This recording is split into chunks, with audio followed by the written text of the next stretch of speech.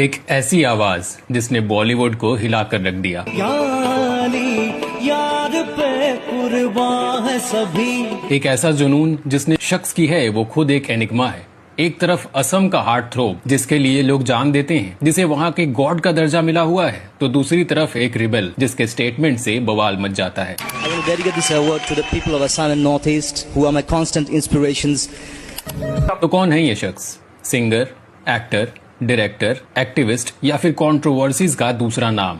जी हाँ, हम बात कर रहे हैं national award winning artist Zubeen Garg की, जिसका नाम जुबीन मेहता से इंस्पायर्ड है, लेकिन जिसकी पहचान बिल्कुल यूनिक है। वही जुबीन जिसने 38,000 गाने गाने का दावा किया और एक ही रात में 36 गाने रिकॉर्ड करने का रिकॉर्ड भी कायम किया।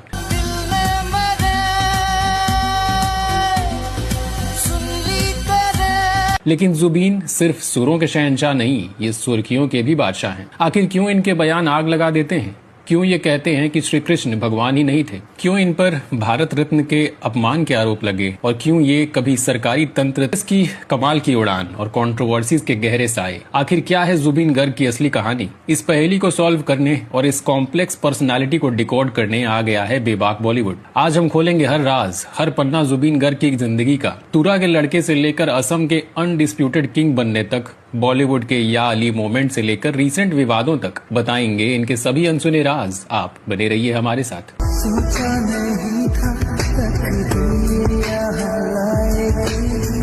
जुबीन गर्ग का जन्म 18 नवंबर 1972 को मेघालय के तुरा में एक असमीज ब्राह्मण परिवार में हुआ।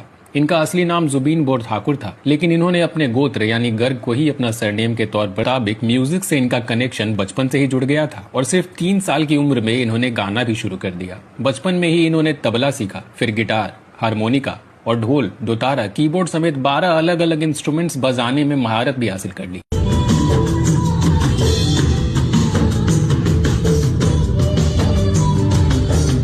जुबीन की schooling Tamulpur higher secondary school से हुई और फिर बी बरुआ कॉलेज में इन्होंने बैचलर ऑफ साइंस के लिए एडमिशन लिया। लेकिन म्यूजिक का जुनून इतना हावी था कि इन्होंने पढ़ाई बीच में ही छोड़ दी और पूरी तरह से अपने सिंगिंग करियर पर फोकस करने का फैसला किया। जुबीन गर्ग का प्रोफेशनल करियर 1992 में एक धमाके के साथ शुरू हुआ। गुवाहाटी के बी बरुआ कॉलेज में पढ़ाई छोड़कर म्यूजिक को अपना सब कुछ देने का फैसला कर चुके जुबीन ने उस साल all Assam inter college youth festival में वेस्टर्न सोलो सिंगिंग में गोल्ड मेडल हासिल किया। ये जीत इनके कॉन्फिडेंस के लिए एक बूस्टर डोज साबित हुआ और फिर उसी साल नवंबर में आया इनका डेब्यू असमीज एल्बम अनामिका।